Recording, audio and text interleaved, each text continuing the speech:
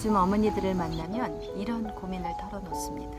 우리 아이는 너무 게을러요. 학교 갈 때는 스스로 일어나지도 않고 깨워야 하고 늘 피곤하다고 잠만 자려고 하고 아무런 의욕이 없이 살고 있어요. 그렇다면 하나님께서 어떤 사람은 게으르게 어떤 사람은 부지런하게 만들었을까요? 삐 아닙니다. 게으름도 질병과도 같은 것입니다. 엄마의 눈으로는 우리 아이가 건강하게 보이지만 게으름은 마음의 상처로 인해서 생겨난 질병입니다. 사람들이 몸의 상처는 금방 알아채요.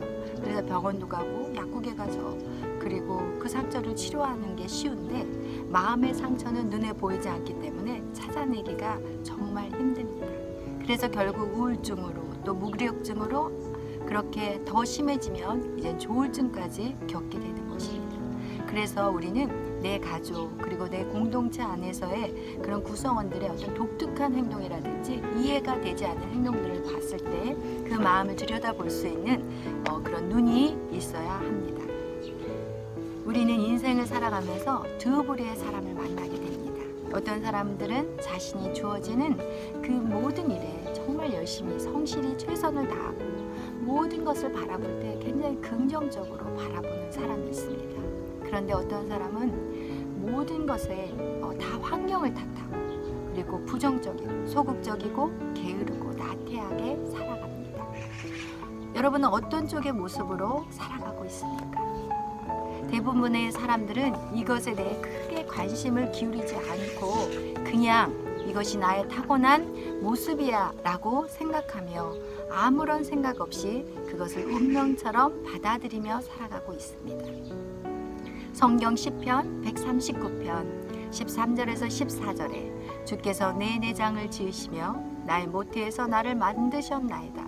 내가 주께 감사하옴은 나를 지으심이 심히 기묘하심이라. 주께서 하시는 일이 기이함을 내 영혼이 잘 아나이다. 아멘. 하나님께서 여러분과 저를 지으실 때 어머니의 모태에 심으신 그 씨는 심히 기묘하고 놀랍다는 것입니다. 완전하다는 것입니다. 어떤 사람을 긍정적으로, 어떤 사람을 부정적으로, 또 어떤 사람은 성실하게, 또 어떤 사람은 게으르게 만든 것이 아니라는 것입니다. 그것이 타고난 것이 아니라는 것입니다. 그 씨앗은 100% 완전한 것입니다. 그런데 왜 이렇게 우리가 바뀌었을까요? 여러분, 아무리 좋은 씨앗이 있어도 어떤 밭에 뿌려지냐에 따라서 그 열매가 달라진다는 것입니다. 완전한 그 씨앗이 모태에 심겨졌고 그곳에서 자라면서 모태의 영향을 받게 됩니다. 그것이 바로 태교인 것입니다. 태교는 임산부의 행동이 태아에서 심리적으로, 정서적으로, 신체적으로 영향을 미친다는 것이죠. 그래서 우리의 언행을 삼가며 태아가 자라나기 위한 준비를 보다 잘 할 수 있도록 좋은 환경을 만들어주고자 하는 것이 바로 태중 교육을 말하는 것입니다. 또한 세상에 나와서 이 아이들이 부모의 양육 과정에서 가장 많은 영향력을 받게 됩니다. 성장 과정에서 또 주위의 사람들의 영향을 많이 받게 되는 것입니다. 옛말에 3살 버릇 여든 간다. 죽을 때까지 간다는 것을 말하고 있습니다. 그래서 이렇게 길러진 습관들은 평생을 가지고 살아간다는 것을 말하고 있는 것입니다. 엄마의 모태에서부터 시작해서 가정 안에서의 그 성장 과정, 그리고 주위의 환경의 그 사람들의 영향력, 그 영향력으로 우리는 무엇이 생겨지냐? 우리의 안에 자아 존중감이 생깁니다. 자아 존중감을 뭐라고 말하냐면 자존감이라고 말하고 있습니다. 자존감, 자기 자신을 존중하는 마음입니다. 높은 자존감은 우리에게 어떠한 유익을 주냐? 우리에게 열정을 줍니다. 삶의 에너지를 줍니다.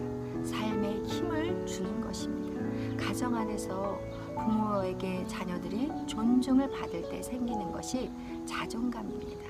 그런데 우리나라의 문화는 아이들을 존중하지 않습니다. 마치 부모의 소유물 같이 생각하고 그리고 부모의 감정에 따라서 아이들을 대하는 태도가 다르다는 것입니다. 어른들이 이야기하는 중에 아이들이 끼어들면 너 어른들이 이야기하는데 끼어들고 그래? 얼른 너희들끼리 가서 놀아. 이러면서 아이들의 말을 무시하는 경우들이 대부분입니다. 제가 미국에서 살면서 깨달은 것은 어른들끼리 대화를 하고 있는 중에 아이들이 무엇인가를 요구하면 그 어른들은 잠깐 그 대화를 중단하고 그리고 아이들의 요구사항이 무엇인지 귀담아 들어주고 그들이 요구하는 것들을 들어주는 그런 부모의 모습들을 많이 보았습니다. 그들의 문화는 아이를 아이로 보지 않습니다. 한 인격체로 대화하고 그리고 그들의 목소리에 집중하고 그들의 요구사항과 그들의 감정에 대해서 굉장히 민감하게 반응하는 것을 보았습니다. 미국 부모라고 해서 다 그렇다고 말하지는 않지만 그래도 제가 만난 부모님들은 거의 대부분이 그렇게 자신들의 어떤 일터에서 만난 소중한 고객을 대하듯이 자녀들을 정말 소중하게 대하는 모습들을 통해서 제가 정말 그 문화가 우리나라에도 전수되어야 되겠구나라는 생각을 했습니다. 자존감이 왜 중요하냐면 자존감이 높은 사람은 자신의 삶을 긍정적으로 살아냅니다. 그러나 자존감이 낮은 사람은 늘 모든 것이 부정적이고 그리고 어둡습니다. 그렇다면 나는 이미 성장해 버렸는데 어떻게 하죠? 이미 다 커버렸는데 어떻게 하죠? 네, 그러나 답이 있습니다. 앞으로 제가 계속해서 자존감에 대해서 여러분과 나누려고 합니다. 이미 성장해버린 성인이라 할지라도 우리가 자존감을 회복할 수 있는 방법이 있다는 것입니다. 다음 시간에 계속해서 이어나가요.